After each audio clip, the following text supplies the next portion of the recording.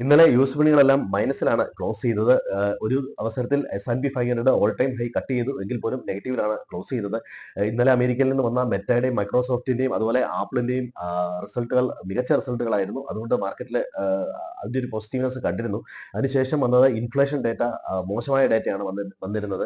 Month on month നോക്കുമ്പോൾ inflation അനലിസ്റ്റിന്റെ എക്സ്പെക്ടേഷനെ മീറ്റ് ചെയ്യുന്നെങ്കിലും ഇയർ ഓൺ ഇയർ അനുസരിച്ച് ഇൻഫ്ലേഷൻ കൂടുന്നു എന്നുള്ള രീതിയിലാണ് കാണുന്നത്. അപ്പോൾ അതേ തുടർന്ന് മാർക്കറ്റുകളെല്ലാം ഇന്നലെ മൈനസ് ആയിട്ടാണ് ക്ലോസ് ചെയ്തത്. ഇനി ഇന്ത്യൻ മാർക്കറ്റ് നോക്കുകയാണെങ്കിൽ ഇന്ത്യൻ മാർക്കറ്റും ഇന്നലെ ഓപ്പണിംഗ് ഏതാണ്ട് 300 പോയിന്റിന്റെ ട്രേഡിംഗ് ആണ് നിഫ്റ്റിയിൽ ഉണ്ടായത്. സെൻസെക്സിൽ 2100 പോയിന്റിന്റെ ട്രേഡിംഗ് ആണ് ഉണ്ടായത്. മാർക്കറ്റ് ഒരു അവസരത്തിൽ പോസിറ്റീവ് ആയെങ്കിലും വീണ്ടും നെഗറ്റീവിലാണ് ക്ലോസ് ചെയ്തത്. ഇന്നലെ എഫാന്റെ എക്സ്പയറി ആയിരുന്നു. അതിനെ തുടർന്നുള്ള ഒരു മൂവ്മെന്റ് ആണ്. ട്രംപിന്റെ താരിഫിനെ പറ്റി നമുക്ക് എല്ലാവർക്കും അറിയാം. ഇന്ത്യക്ക് ഏകദേശം 25% താരിഫ് അടിച്ചിട്ടുണ്ട്. കൂടുതൽ രാജ്യങ്ങൾക്ക് താരിഫുമായിട്ട് ബന്ധപ്പെട്ട് ഇന്ന് ഓഗസ്റ്റ് 1 ലാസ്റ്റ് ഡേറ്റ് ആണ്, നേരത്തെ പറഞ്ഞിരുന്ന ഡെഡ് ലൈൻ. അതേ തുടർന്ന് 70ഓളം രാജ്യങ്ങൾക്ക് താരിഫ് പ്രഖ്യാപിച്ചിട്ടുണ്ട്. 10 തൊട്ട് 41% വരെ ആണ് പല ഒരു രീതിയിലാണ് താരിഫ് പ്രഖ്യാപിച്ചിരിക്കുന്നത്.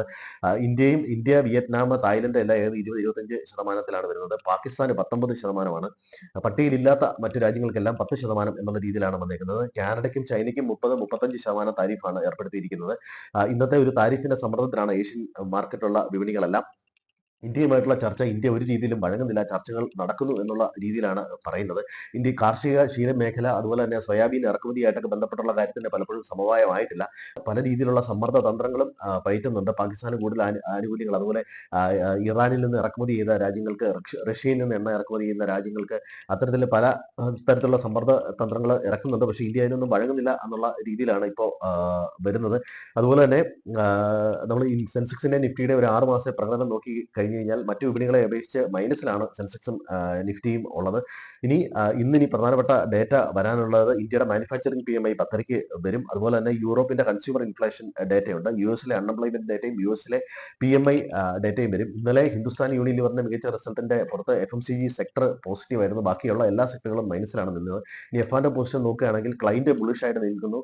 ഫോറിൻ ഇൻസ്റ്റിറ്റ്യൂഷൻസും പ്രോ ട്രേഡേഴ്സും ബെയറിഷ് ആയിട്ടാണ് ഇൻഡെക്സ് ഫ്യൂച്ചറിൽ നിൽക്കുന്നത്. ഇനി ഓപ്ഷൻസ് നോക്കിയാൽ പ്രോ ട്രേഡേഴ്സ് ആയിട്ട് ന്യൂട്രൽ ആയിട്ടാണ് നിൽക്കുന്നത്. FIs 90% ഷോർട്ടാണ്. ക്ലൈന്റ് 70% ലോങ് പൊസിഷനിലാണ് ഇപ്പോൾ നിൽക്കുന്നത്.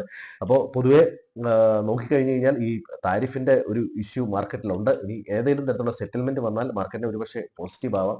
ഇന്നലത്തെ ട്രേഡിംഗ് ലെവലുകളൊക്കെ തന്നെയാണ് നിൽക്കുന്നത്. 24,600-500 ലെവല് സപ്പോർട്ടും 25,000 ലെവല് റെസിസ്റ്റൻസ് ആയിട്ട് നിൽക്കുന്നു. എല്ലാവരും സ്റ്റോക്ക് സ്പെസിഫിക് ആയിട്ട് നിൽക്കുക. നല്ലൊരു ട്രേഡിംഗ് ദിനം ആശംസിക്കുന്നു. Thank you.